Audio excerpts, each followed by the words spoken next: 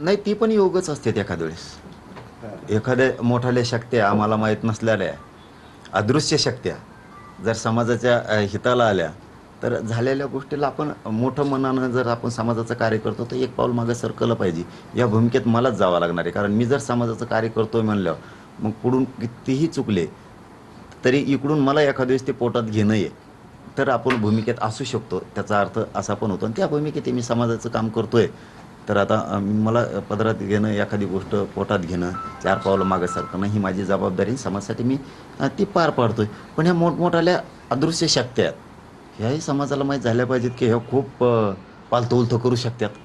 एवढ्याल्या शक्त्या जर समाजजवळ असून माहीत नसल्या, मग इकडे तिकडे ताकद व्हायला घालण्यापेक्षा हे बी माहीत होईल. प्रत्येक मुख्यमंत्री जणून ते साहेबाचं लय उडी वडावडी करते जणून ती रान. हो ना. याला जोडूनच असं आहे की आता ही दोस्ती किती दिवस टिकणार, कारण की हिस्ट्री पाहता फार दिवस तुमची दोस्ती कोणाशी टिकत नाही. समाज प्रथम स्थानी जर धरला आणि राजकारणाच्या माध्यमातून, सत्तेच्या माध्यमातून समाजावर अन्याय नाही झाला तर ही आजारामावर सुद्धा टिकू शकते. समाज प्रथम ठेवले भूमिका तर समाज जीव लावू शकतो त्यांना आपण कायमचा.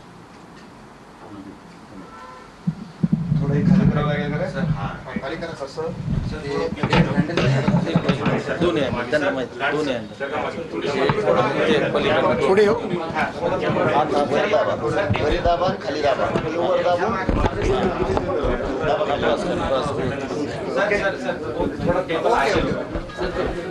ओके. वो पुढे होती है. बस बस बस.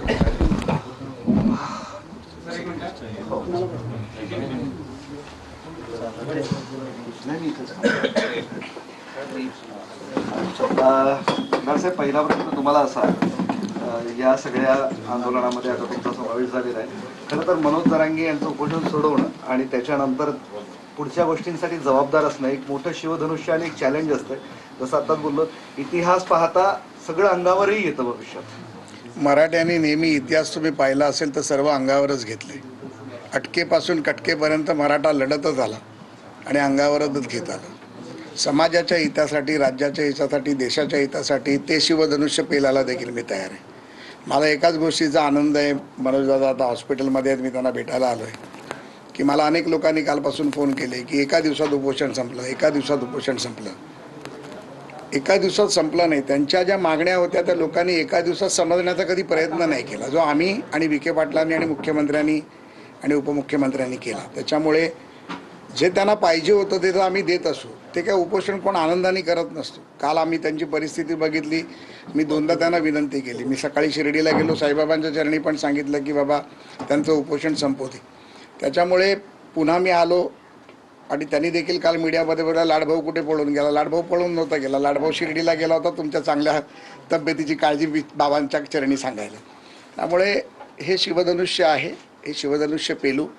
मला पूर्णपणे खात्री आहे राज्याचे मुख्यमंत्री सन्माननीय देवेंद्र फडणवीसांच्या नेतृत्वात कुठल्याच समाजांच्या लेकरावरती अन्याय होणार नाही. मग तो मराठा असो, ओबीसी असो, एससी असो, एसटी असो, एनटी असो आणि कुठलाच समाज, ज्याला ज्याचा हक्क आहे तो देण्याचं काम देवेंद्रजी करतील.